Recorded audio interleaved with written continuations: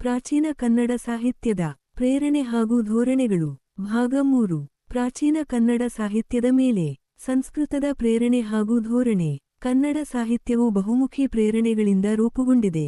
ಆಚಾರ್ಯ B. M. ಶ್ರೀಕಂಠಯ್ಯನವರ ಪ್ರಕಾರ ಕನ್ನಡ ಸಾಹಿತ್ಯಕ್ಕೆ ಸಂಸ್ಕೃತವೇ ಪ್ರೇರಕ, ಪೋಷಕ, ಗುರು. ಈ ಮಾತು ಭಾಗಶಃ ಸತ್ಯ. ಆರಂಭದ ದಿನಗಳಲ್ಲಿ ಕ್ರಿ.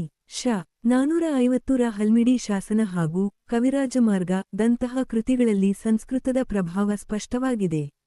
ಪಂಪರನ್ನಾದಿ ಕವಿಗಳ ಮೇಲೆ ವ್ಯಾಸ, ವಾಲ್ಮೀಕಿ, ಕಾಳಿದಾಸರಂತಹ ಸಂಸ್ಕೃತ ಕವಿಗಳ ಹಾಗೂ ದಂಡಿ, ಭಾಮಹರಂತಹ ಅಲಂಕಾರಿಕರ ಪ್ರಭಾವ ದಟ್ಟವಾಗಿತ್ತು.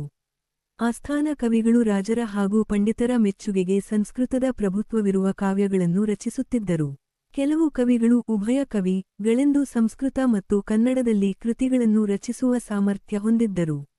ಈ ಮಾರ್ಗ ಕಾವ್ಯಗಳಲ್ಲಿ ಸಂಸ್ಕೃತದ ಪ್ರಭಾವ ಪ್ರಮುಖವಾಗಿ ಕಾಣಿಸುತ್ತದೆ. ಆದರೆ 12ನೇ ಶತಮಾನದ ವೀರಶೈವ ಕ್ರಾಂತಿಯೊಂದಿಗೆ ಕನ್ನಡ ಸಾಹಿತ್ಯವು ಸಂಸ್ಕೃತದ ಪ್ರಭಾವದಿಂದ ಬಿಡುಗಡೆ ಪಡೆಯಿತು.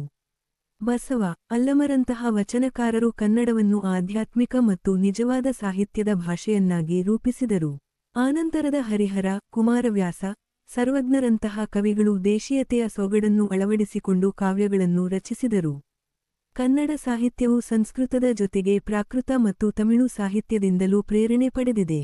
ಪ್ರಾಕೃತ ಸಾಹಿತ್ಯವು ಮೂಲತಃ ಜೈನ ಸಾಹಿತ್ಯದ ಆಕರವಾಗಿದೆ. ನಾಗಚಂದ್ರನ ಪಂಪ ರಾಮಾಯಣ, ಕೆ. ವಿಮಲಸೂರಿಯ ಪೌಂಚರಿಯ ಮೂಲವಾಗಿದೆ.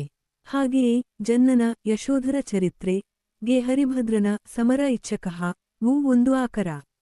ವೀರಶೈವ ಸಾಹಿತ್ಯದ ಮೇಲೆ ತಮಿಳುನಾಡಿನ ಶೈವ ಭಕ್ತಿಪಂಥದ ಪ್ರಭಾವ ಹೆಚ್ಚಿದೆ. ಹರಿಹರನ ರಗಳೆಗಳಿಗೆ ಪೆರಿಯ ಪುರಾಣ ವು ಪ್ರೇರಣೆಯಾಗಿದೆ.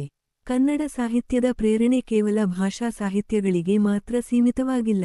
ಕನ್ನಡ ನಾಡಿನ ವೀರ ಜೀವನ, ಜಾನಪದ ಹಾಡುಗಳು, ಲಾವಣಿಗಳು ಸಹ ಕವಿಗಳಿಗೆ ಪ್ರೇರಣೆ ನೀಡಿವೆ.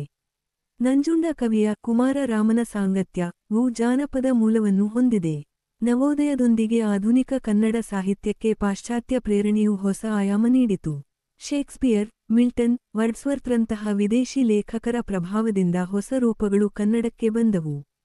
ಪ್ರಗತಿಶೀಲ ಮತ್ತು ನವ್ಯ ಸಾಹಿತ್ಯದ ಹಾದಿಯಲ್ಲಿ ಟಾಲ್ಸ್ಟಾಯ್, ಇಬ್ಸನ್, ಟಿ. ಎಸ್. ಎಲಿಯಟ್ನಂತಹವರ ಬರಹಗಳು ಪ್ರೇರಣೆ ನೀಡಿದವು. ಆದರೆ ಈ ಪ್ರೇರಣೆ ಕೇವಲ ಅನುಕರಣೆಯಾಗದೆ, ಭಾರತೀಯ ಮತ್ತು ಕನ್ನಡ ಪರಂಪರೆಯ ಪ್ರಜ್ಞೆಯನ್ನು ಮೈಗೂಡಿಸಿಕೊಂಡು ಹೊಸ ಅಭಿವ್ಯಕ್ತಿಯಾಗಿ ರೂಪುಗೊಂಡಿತು.